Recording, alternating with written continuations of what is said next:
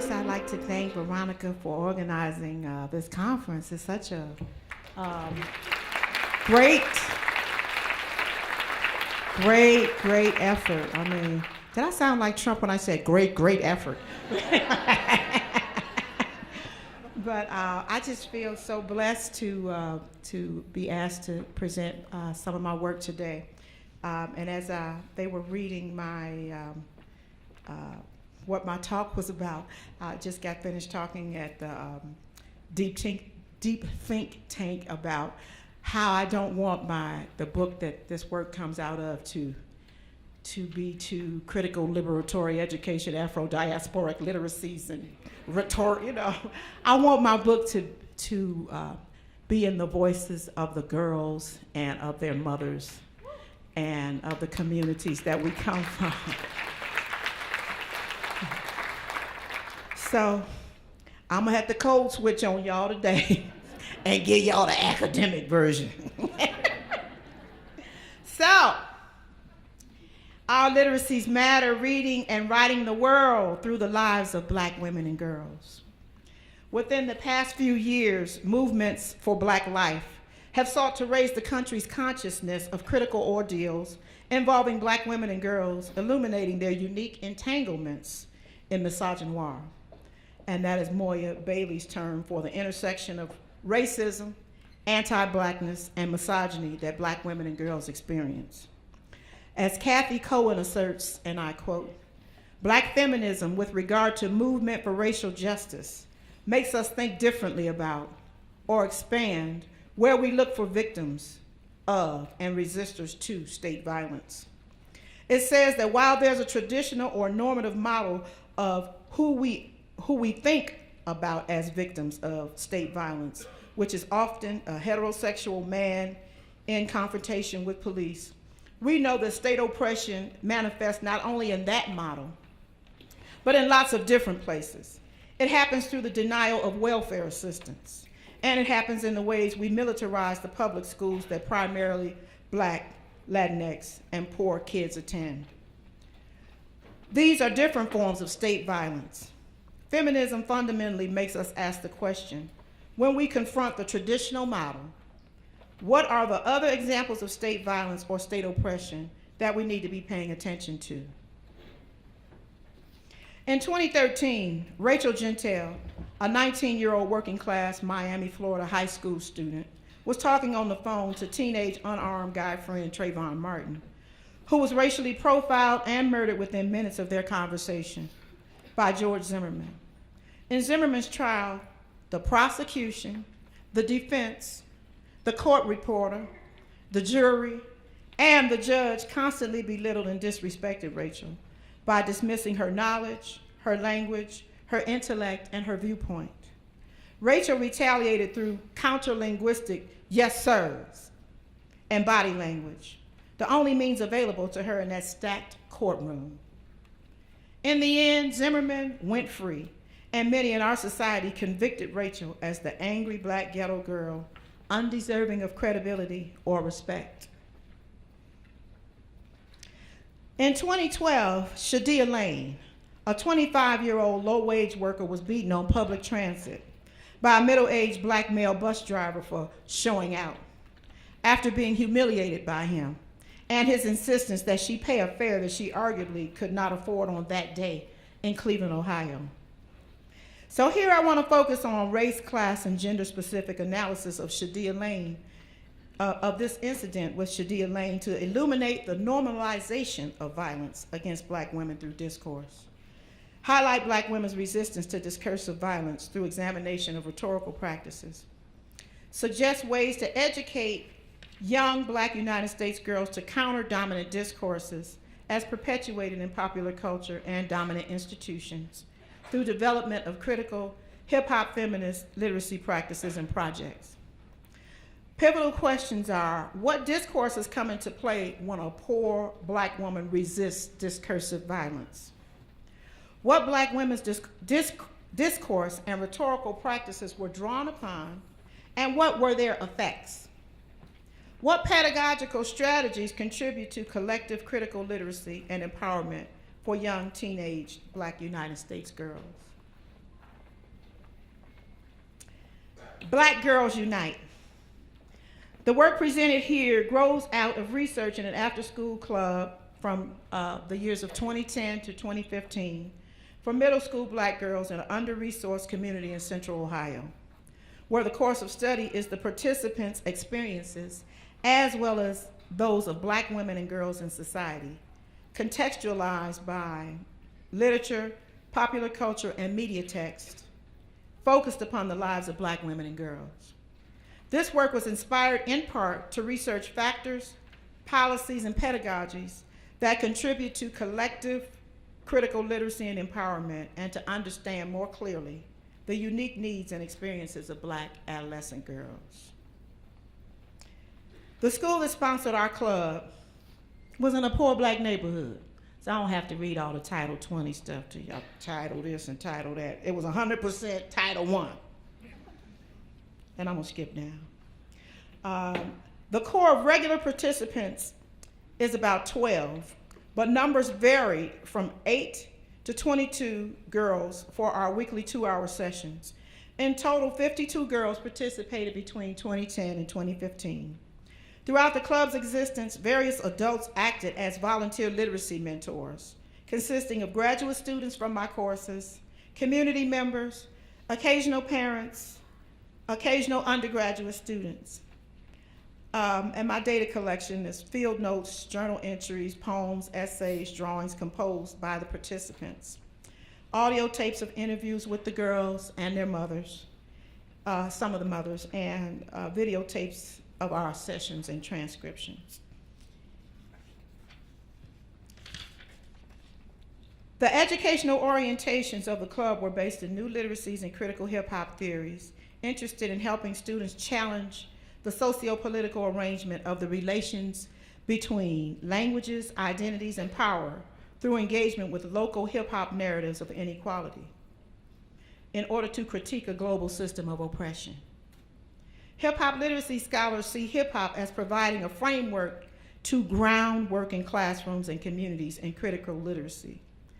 Following in the lineage of Sojourner Truth, we understand critical literacy as the ability to read men and nations. Like Paulo Freire, we encourage the ability to read the word and the world. While we incorporate hip-hop and popular culture into teaching in myriad ways, these journeys into youth culture are not merely experiments meant to motivate student learning. They're grounded in liberatory educational theory, critical and culturally relevant and sustaining pedagogy that provide theoretical support for hip-hop-based education, focused on reciprocal knowledge transmission, positioning students as epistemological beings. So reading the world with black girls. From this perspective, we engender literacy education for black girls and women, developing what might be called a hip-hop feminist literacies approach. We see this as a necessary and important endeavor, investing in girls' literacies for brave new worlds of critical collective consciousness and movement for social justice, as opposed to schooling them to literacies of compliance with larger systems of patriarchal domination, social stratification, and individualism. Culturally specific work with black girls underscores the importance of centering their stories, supporting their aspirations, building problem-solving skills, promoting strong knowledge of self, and equipping them with strategies to avoid race and gendered societal pitfalls. These issues are central to a meaningful and empowered education, while they are generally marginalized in today's United States classrooms. Current social movement focuses on highlighting and challenging violence in all of its forms against black women and girls, including everyday so-called racial microaggressions and all mundane, everyday racial indignities. A major aspect of hip-hop feminist literacies approach in the club focused on black viability. And I'm quoting Treva Lindsay here. Hip-hop feminists theorize black viability as a construct that attempts to encapsulate both the lived and historical experiences of black people with state-initiated and state-sanctioned violence. This violence can manifest in several forms, including but not limited to police violence, sexual violence, discursive violence, underreported or unrecognized violence against black people. That's deep when you think about unrecognized violence. And that's why Patricia Hill Collins called it hidden in plain sight. Black violability is arguably one of the most important frontiers of hip-hop feminist theory and praxis. Hip-hop feminism, as well as its critical race feminist progenitors, theorizes and chronicles the intricacies of black violability, end of quote. Hip-hop feminist work encourages feminist modes of critical analysis, political education, community institution building, empowerment of women and girls, promotes sexual agency, reproductive justice, advances a post-structuralist view of black feminism, a complex feminism for the gray areas of life. And I can tell you that doing this club with the girls, it was really an education for me in trying to figure out how to make them feel normal as sexual beings, and that it's normal to have sexual feelings at 11 and 12 and 13.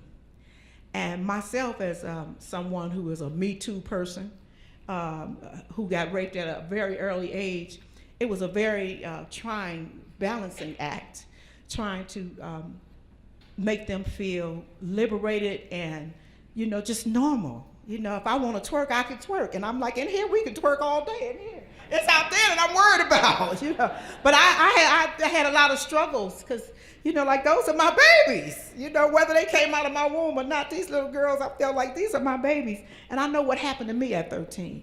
I know how people are reading onto your body as a woman, a girl, and in a girl body, in a black girl body. But Joan Morgan talks about feminism for the gray areas of life, and there was a lot of gray areas for me working with the girls. Emphasizes artists, activists, and scholars' strategic quest to transform the perpetuation of oppressive popular media representations of young women and girls of color through using the language and oppositional consciousness of hip-hop to craft culturally relevant and sustaining, gender-specific, creative, intellectual, political movement. Actively opposes sexism, misogyny, transphobia, homophobia, and promotes situated analysis of power, inequality, exploitation, and oppression in the service of promoting dialogue on issues of overall well-being. And that was so hard. It was so hard because when you try to have a free space is when you find out that there is no free space. We tried to create this free black space, and there were so many, you know, white supremacy was just in all of us. It was just there. The white supremacy, the sexism, the patriarchy was all through us. And it was very difficult to for all of us, even myself, to get free.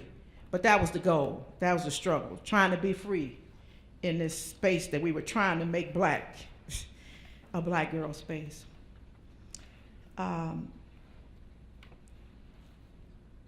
We celebrate black womanhood and girlhood, center women and girls in their own experiences, and highlight the ways race, gender, class-specific ideas about black and urban women render them as disposable. Hip-hop literacies and new rhetorics of difference.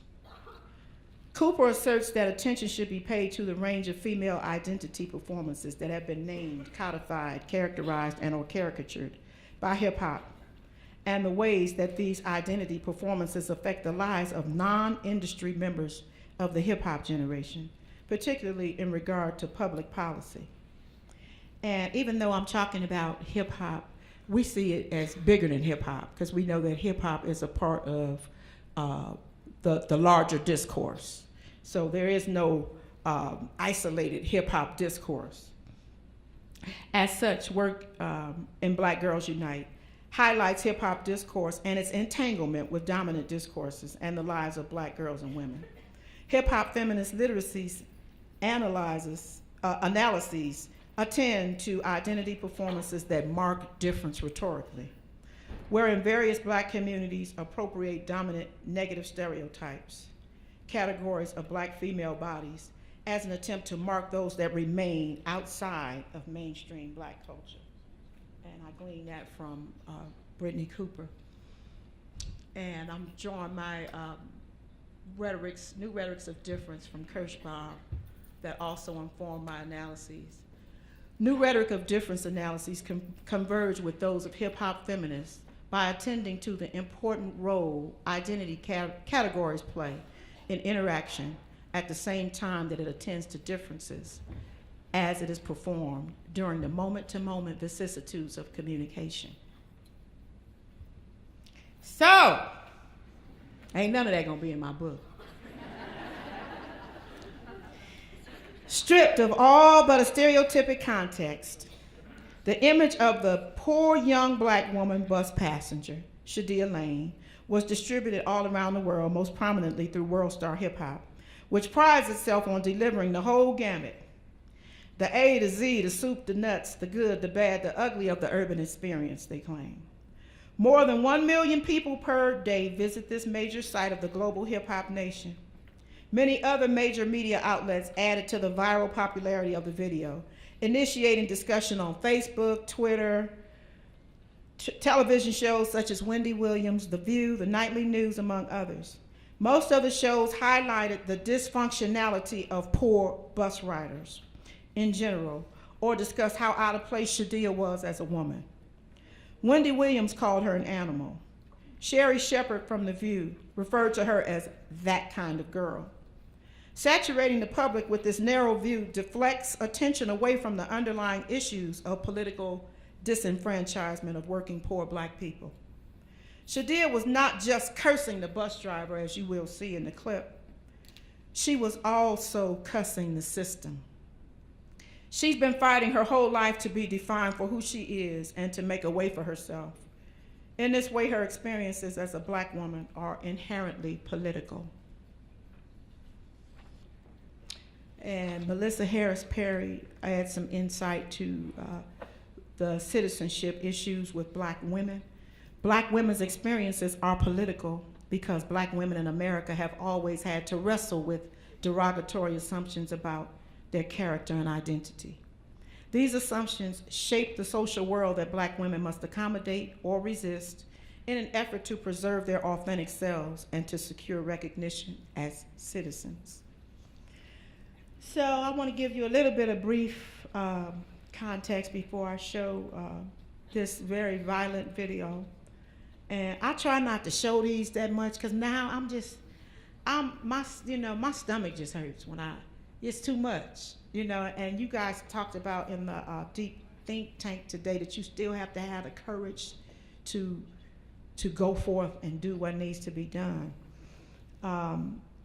And not use that as an excuse to do whatever it is that you are anointed and appointed to do. But this is a brief context for the video.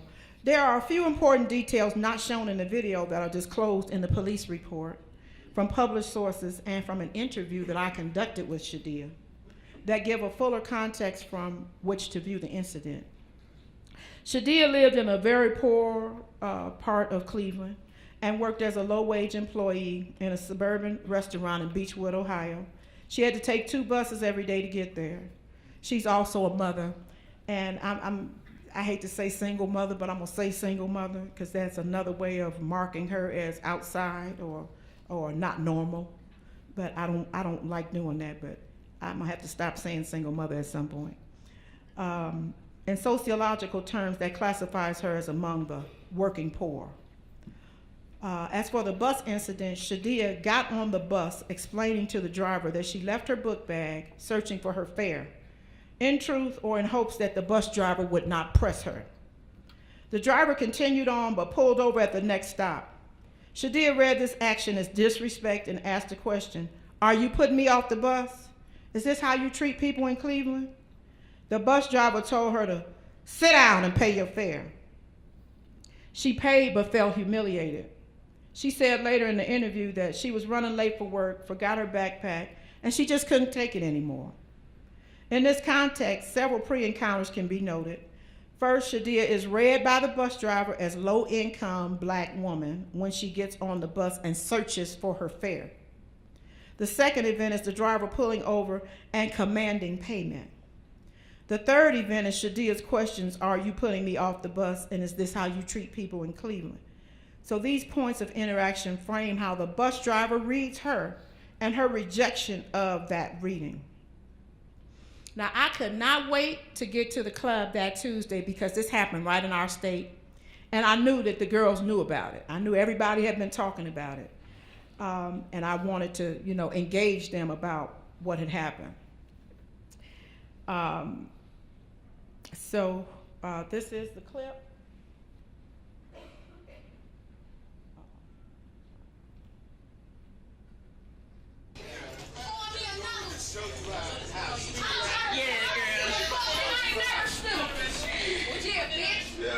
On the bus acting fool. You and your bitch. I'll bring my daughter up here and whoop your. I'll bring my granddaughter up here. Okay, well bring them, nigga. Bring your mammy up here, bitch, and I'll beat her ass too.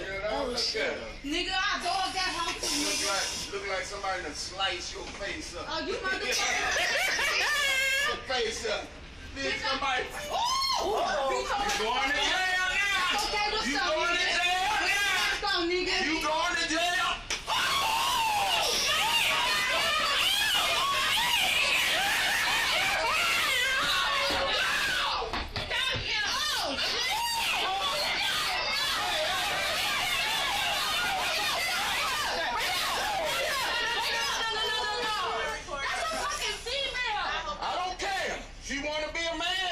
Treat you like a man. You got me fucked up. Chill out, baby. Chill out, baby. Chill out. Hey, girl, you got me fucked, girl. Get her up. Get her up. That's a girl.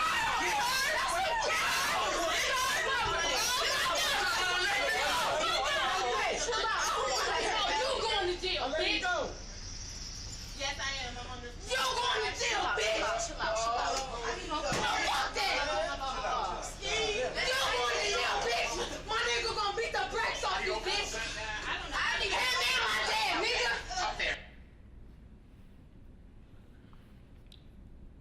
So, as you can see, the violence against her was in plain sight, and it was a spectacle.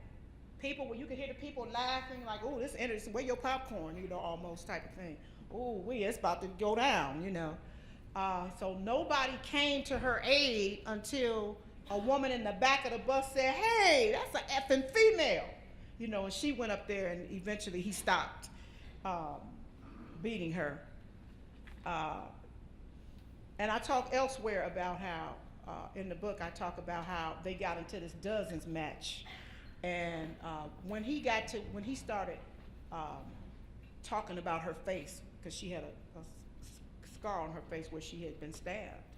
And when he said it looked like somebody had stabbed you all in your face, she went up to him, and I think she spit on him, even though she said, "Dr. E, I ain't spit on that man." But she might have spit on him. But anyway. But he, as the bus driver, was empowered to talk to her in the way that he did, even though he wound up getting fired after a while. I believe that they might have taken his pension. But there was it wasn't enough of an outcry, but there was some outcry about him. But most of the people that I talked to about it, my friends, including spiritual teachers and everything, was saying, "Come on now, Ishi, come on now, you would have hit her too." A lot of people were on the side of her. She caused her own beatdown. But actually, he was humiliating her by pulling over and asking her, "Pay your money and sit down." And she also told me he called her a broke hoe. Now, that's not in the video, but she felt like that's what he was saying, and that's the main thing that I'm looking at from a black feminist perspective, is how she felt, how this affected her. So the conversation on your handout is the discussion with the girls around this viral video. and it reveals the discursive production of the ghetto girl or woman by club participants. So I'm gonna just read you through it real quickly. One of the mentors. My biggest thing I would like to ask the young ladies in this class is, what lesson were you able to take away from this, from seeing that from both perspectives? What did it teach you in regards to how you handle yourselves when you're in a situation, in a public situation or an intimate situation? Yes, Georgia, the mentor calls on Georgia, who had her hand up all while Miss D was asking the question. But I call on Lady Jane from the other side of the room, because no one from that corner has had a chance to be on the floor. I say, let her talk, because she hasn't said anything, and then go back to Georgia, somebody who hasn't talked. Lady Jane, to act like a young lady. Miss Topsy says, ooh, girl. Miss Airy says, what do you mean? Miss D, what does that mean? Yeah, elaborate on that. Not to like, and she strikes a pensive pose, rests her hands on her face. And somebody says, ghetto. Someone near Lady Jane offers. No, not to like show people that you're crazy. Like, not disciplined. And Shayla says, she just probably like ghetto. And I say, but what does that mean when we say to somebody ghetto? Shayla says, hood. And Asada is asking people to be quiet because it's getting kind of hectic. It's getting heated up in there. Well, y'all quit cutting her off. Shayla trying to say something. She asked her a question. Now be quiet. That's what I like to ask people when they say somebody ghetto. And somebody says, what was her question? And Miss Topsy says, about the video. And somebody offers, a psychopath. A psychopath? I'm sorry. Shayla, they was raised a certain way. She was raised how she was raised. That's her response back to, and Miss Ari says, I think she's asking you because you said she's ghetto. So to you, what does it mean when somebody is ghetto? Miss D is showing concern for Shayla's response. So you're saying ghetto is how you were raised? And I say, so you done with your response? Why you say she ghetto? And Georgia say, I got two more things. Ghetto to me is when you show out, you cuss, and you do, and Asada says, you're sexually active. I said, damn, in my mind, how they get sexually active out of that? Okay. But Georgia says, no, that's ratchet. And Shayla says, no. And Georgia says, well, now in mine. And I say, wait a minute, I want to hear some more of that. Go ahead, I missed out on some of that. Say that again, ghetto is when you sexually active? And Shayla says, no, that's HOE. That's HOE. So Georgia says, no. I said, well, say it again. I want to hear that again. I want to hear what she said again. What she said? Asada said, I said sexually active. That's my opinion. So I say, so a part of being ghetto is sexually active. Ghetto is when you said sexually active? Shayla says, no. Asada says, yes. Asada, that's my opinion. And Miss D says, this is just her opinion. And Georgia says, I say it's when you cuss a lot, you kill, and you smoke weed. That's ghetto to me. And Shayla says, it's just how some people is. It's probably just how some people is. Asada, the definition of ghetto to me is when you call a hood. Like when you say PS80, PSQ, or whatever you call. And when they say Elaine, now when they said Elaine, I was like, wait a minute now, hold on, what y'all saying about Elaine? But anyway, I think that's ghetto because if you always calling that out, you act like that always gonna have, like they always gonna have your back when they not. They want protection to me because Elaine, like this dude Halim, he always called Elaine, Elaine. And I said, that's the name of a hood, Elaine? And numerous responses. And Georgia says, all Elaine is an apartment complex that is dead. And Asada said, yeah, and there's some Africans in it. So Michelle, who I also call ISIS, I gotta make up my mind on what I'm gonna call her. But anyway, Michelle comes in with, if you act ghetto, that means you just do what people say they're ghetto, like cussing and all that. But if you are ghetto, I think it means like you're in a ghetto environment and you experience it more. And I say, I think what I'm hearing is you can be from the ghetto, but you don't have to perform the ghetto, but you don't have to act like you're from the ghetto. And people tag that on the black. Don't people tie that on the black? And Shayla is shaking her head in agreement. Miss D is shaking her head in agreement.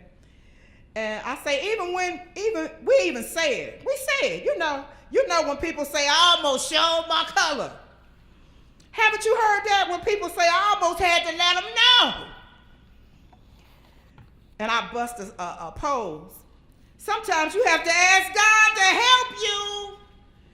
And my voice is high, and the mentors are giggling because they know what I'm talking about. And Georgia says, my mama was like, you grew up in the hood, but you don't got to act hood. I say, that's right. Points at Asada to give her the floor. Asada, her hand's been up in a while, and she says, I'm not exactly from the hood, but I am, and I feel that black people, certain black African-American women act like that because, yeah, like she said, in the environment. But to me, I feel that I act like this because I came to schoolcraft from harder, no offense, Caucasian school, and to a ghetto, ratchet, dirty school. So I say, when you say harder, do you mean harder? Do you mean like they was hard? And Isis, which is really Michelle, says, no, she means harder elementary. And I say, oh, I thought you meant hard. So this conversation is bringing ghetto indignities to voice. So as you can see, as I tried to show here, what came out. So the class aspect of how they read class onto Shadia on the bus. She's hood. She's raised a certain way. How some people is, and vulnerable, want protection. They also criminalized her and outlawed her and ostracized her. She's crazy, psychopath, not disciplined, show out, cuss, kill, smoke weed, criminalized, right? They criminalized that black female body. Does not act like a young lady, sexually active, ratchet, hoe. So all of this came out of their reading of her, how people are reading her based on that interaction on the bus. So several people show agreement with my restatement, and I make an observation about blackness being habitually tagged on to acting ghetto. When I say, and people tag that on to black, don't people tie that on to black? And several people, including the mentors, agree.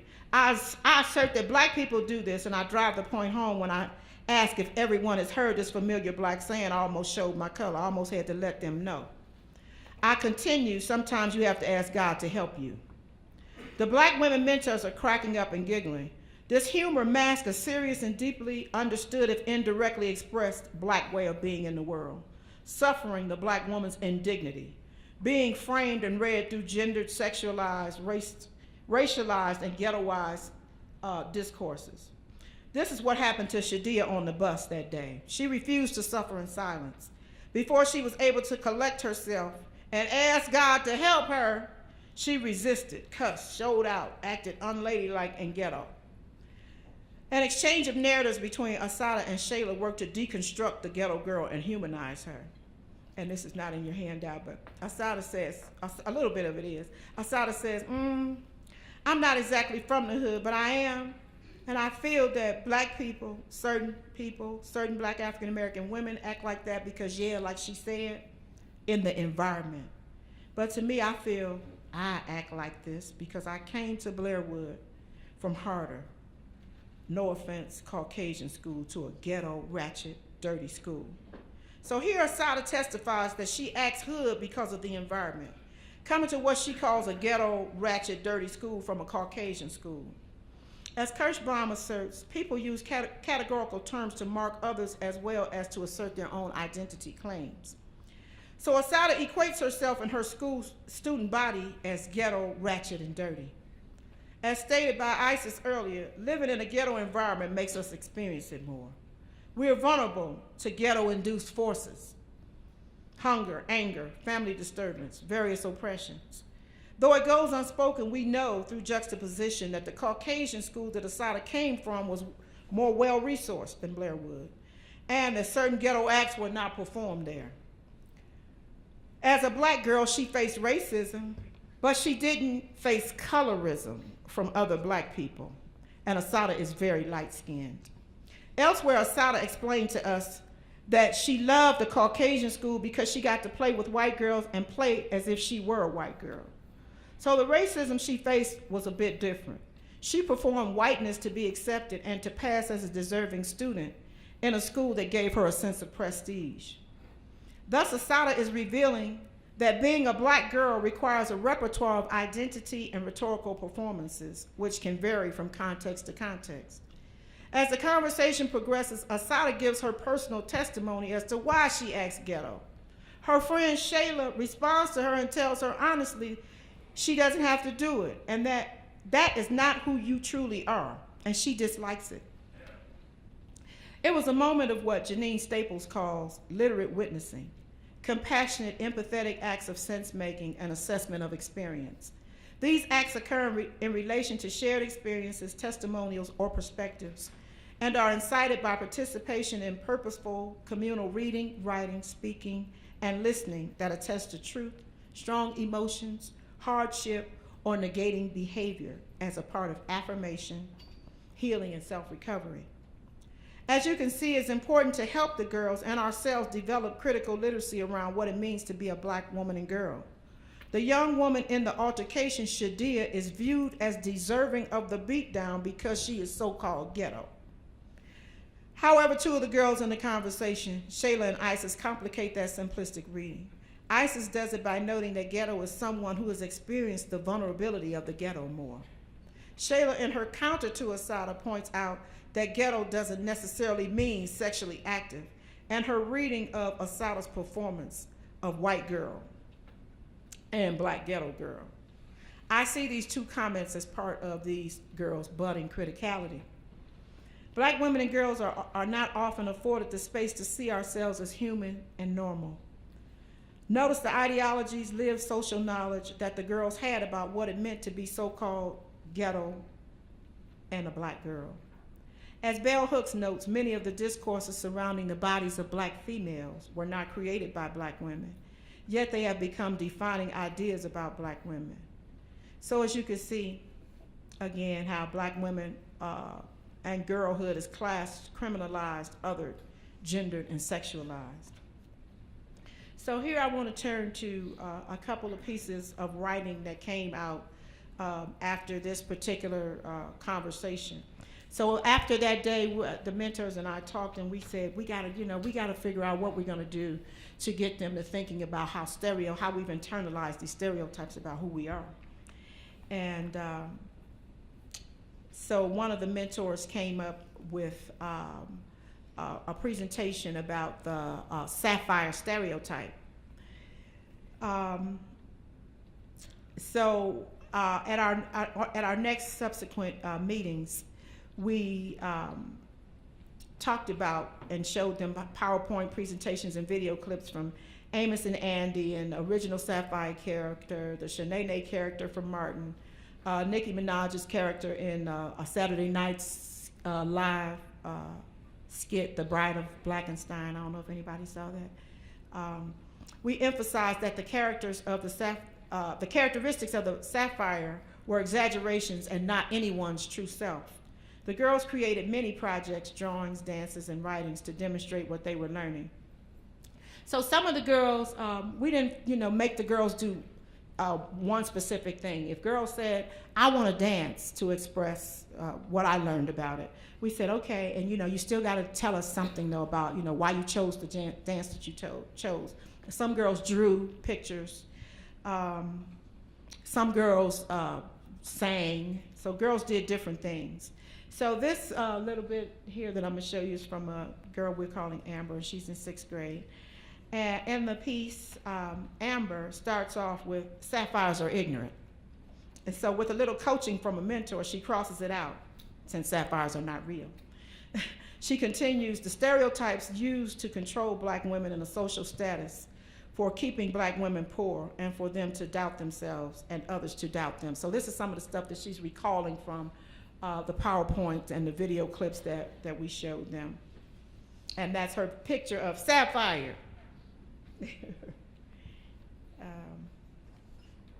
So in this next short piece, this was a group who decided they wanted to dance. P. Stephanie and Helen explain how their dance relates to what they learned. They write, "Hi, our names are P. Stephanie and Helen, and we are all in 6th grade. This dance we are about to perform for you is about the media having rude comments and ideas. The media say we are Sapphire, but many of us aren't." So you know that still means some of us are. So they grappling, right? They grappling. A sapphire is a stereotype that describes a person, and the mentor points out black woman. The dance is about us being different. So you see, they're still marking difference, right? As Kirschenbaum's work and Cooper's work draw our attention to. We feel that we picked this dance because we are different. I'm different because I'm unique from many people. The girls chose 2 Chainz song, "I'm Different," to dance to. I, like the girls, loved the mesmerizing beat, but after asking the girls to pull up the lyrics for me, we agreed that the lyrics were too problematic and misogynistic. Though hip-hop feminism champions sexual agency of black women, it promotes their empowerment and pleasure, not their degradation. Some of 2 Chainz lyrics replicated black girl degradation by not referring to a black girl holistically as a person, but only to her genitalia and his ability to beat it up. However, since they had already worked out their routine to 2 Chainz beat, they found an instrumental version. In this way, we reached a compromise. In her book, Hip Hop Little Sisters Speak, Negotiating Hip Hop Identities and Politics in the New South, Bettina Love explains that the girls in her study also danced to misogynistic rap music, though they also critique such music. This illuminates the struggle for critical consciousness. Trisha Rose states, members of the hip-hop generation are now facing the greatest media machinery and most veiled forms of racial, economic, sexual, and gender rhetoric in modern history. They need the sharpest critical tools to survive and thrive. And my last example here is from Kat, and she drew a beautiful picture, and I think I'm going to use it for the book cover. But anyway, so these were her 2 ideas that she talked about for her drawing. She says, not all black women you see on the street is ghetto. So you know if she say not all, that means some is. So she's, this is grappling. These are 11, 12, 13-year-old girls. Just because we are black doesn't mean that we are rude. So as you can see, it's contradictory, but you can see the struggle for them trying to understand these very complex concepts to have to teach to 11, 12, and 13, and 14-year-old girls. So I want to end with a quote from my friend and colleague and collaborator, Gwendolyn Pugh, who brings into focus a powerfully culturally relevant and sustaining description of the black women's rhetorical practice of bringing wreck, highlighting the knowledge and power of black women and girls as agents of social change. She says, "It is a revolutionary act that is an expression of rage against attacks on black womanhood from just about all aspects of society. To qualify as," and if you've read Gwen's book, you know that I'm substituting what she really said because I don't feel like to keep saying what it really says. But anyway, to qualify as an act of wreck, the act has to be a public display. The best wrecks are those that are strategic and collective. When black women speak out loudly together in righteous anger and outrage against disrespect that impacts all of our lives, we have collective power. Moving together is a tool for united organizing, channeling rage into collective power, and that collective power into the ability to affect change. It is the potential for collective movement that becomes appealing when thinking about the possibilities for hip-hop feminism, bringing wreck. If we could envision ways to harness the collective power for bringing wreck within the hip-hop generations in order to combat the sexism, misogyny, oppression in and outside of hip-hop culture, then we would no doubt be able to use this power to affect meaningful change. And I'm done.